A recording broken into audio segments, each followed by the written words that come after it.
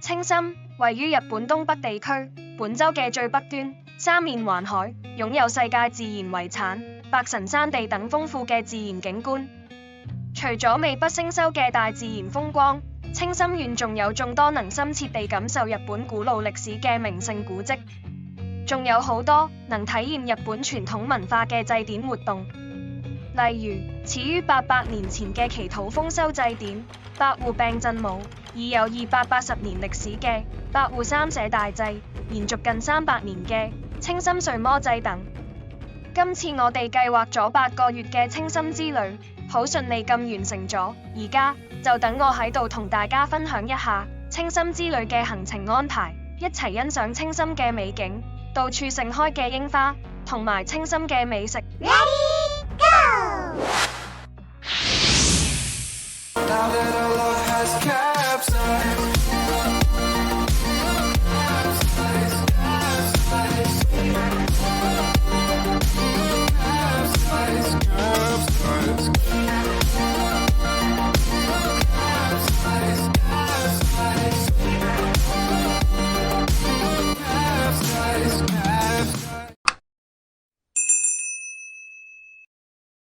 因為香港冇直航機直飛青森，所以通常都要先搭飛機去東京，再轉其他交通工具去。第一個方法，買日本東北鐵路周遊券，喺東京車站搭火車去，大約港幣1500蚊，行程約3個多小時。佢嘅好處係可以玩埋途經嘅幾個出名嘅旅遊縣市，好似仙台縣、秋田縣咁。不過當然你要有充足嘅時間，搭火車係一個幾好嘅選擇。第二個方法，買日本內陸機票，直飛青森，大約港幣700蚊，行程約1個多小時。佢嘅好處係便宜同埋簡單。如果你唔係太多假期，呢個都係一個幾好嘅選擇。第三個方法，喺東京租車，直接揸車去青森，行程約6個多小時。佢嘅好處都係可以玩埋途經嘅幾個出名嘅旅遊縣市，但係我覺得你真係要好鍾意揸車，同埋好有體力先至會選擇呢個方案。而家就等我介紹一下今次青森之旅嘅行程。第一日，我哋會由香港搭飛機去東京，大約要4個多小時。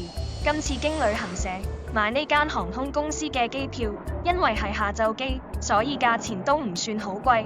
最重要係佢可以俾我哋每人帶2件23公斤嘅寄艙行李，即係話買多啲手信都唔怕會超重。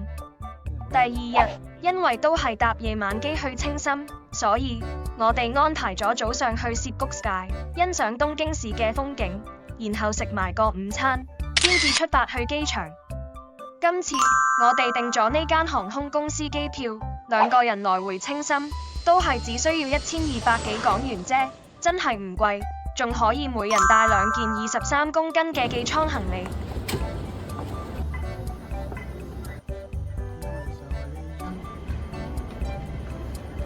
第3日，去新青森站攞車，然後去青森第一個景點，架設於津輕富士見湖上嘅學之舞橋。學之舞橋係日本最長嘅木造3連拱橋，喺學之舞橋嘅兩側有富士見湖公園同丹頂鶴自然公園。跟住會去黃金期不老不死溫泉，呢座溫泉喺日落時會展現出佢最美麗嘅一面。當晚霞染紅咗半邊天，浸喺海天一色嘅露天溫泉裡面，可以好好享受天涯海角嘅無拘無束。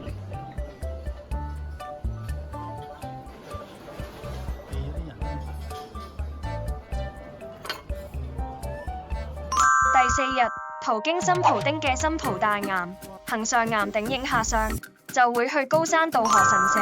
呢座神社嘅亮點係從本殿通往神明社嘅道路，沿途有高約2公尺嘅鳥居，呈蜿蜒狀排列。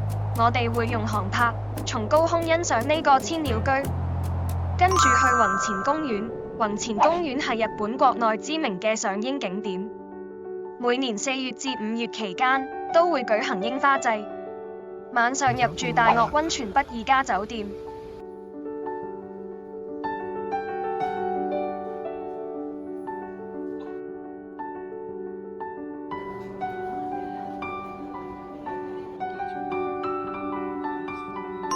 5日會去十和田欣賞湖景。十和田湖係日本東北地區別具代表性嘅著名景點。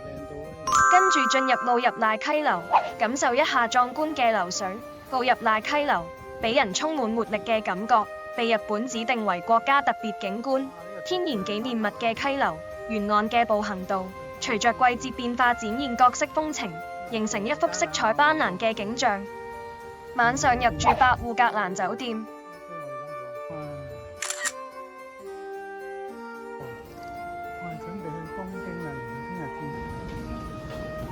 第6日會去無島神社。無島神社除咗係供奉護佑漁民嘅弁財天之外，亦係國家天然生態品種黑尾鷗嘅繁殖地。然後會去中叉海岸，呢度可以欣賞到岩礁地、沙灘地同天然草坪地等多彩嘅景觀。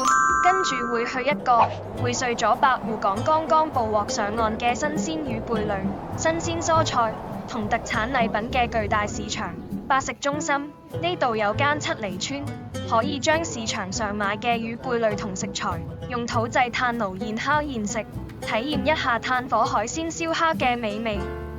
食完嘢就會揸車返清心市，我哋會喺清心市東華園住3晚。間房大好多啊！係啊，魚飯啊，係嘛？唔係飯嚟。第7日早上會去參觀睡魔之家，我哋可以喺呢度領略睡魔祭嘅風采。青森睡魔祭係日本最著名嘅祭典之一，亦係青森縣名聲最大嘅盛事。然後再會去參觀約4000年前至5500年前日本最大規模村落嘅山內遠山遺跡，亦會參觀青森縣立美術館，館內以展示東方志功、奈良美智、成田亨等青森縣相關藝術作家嘅作品為主。奈良美智創作嘅巨大立體藝術《青森犬》係美術館嘅代表作品。第8日主要喺青森市內參觀，同埋去買手信。晚上會搭機返東京，我哋會喺東京大飯店住5日。喺東京嘅5日行程，唔知大家會唔會有興趣睇，所以都係遲啲先再算。好，我哋開始出發啦！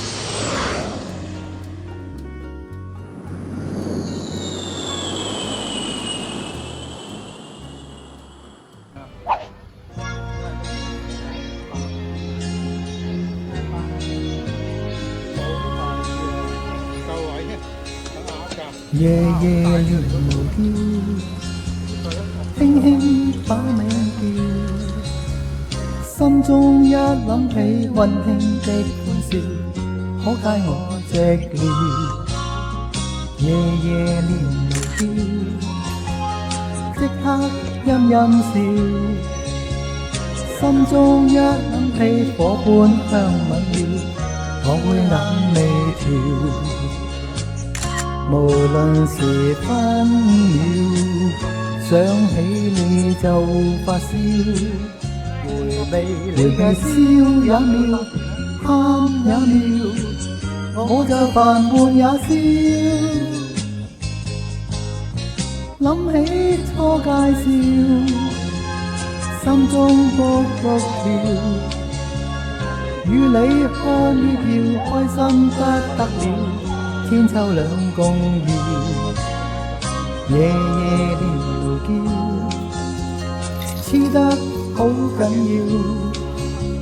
相思知多少，初戀真美妙，愛意像唐朝。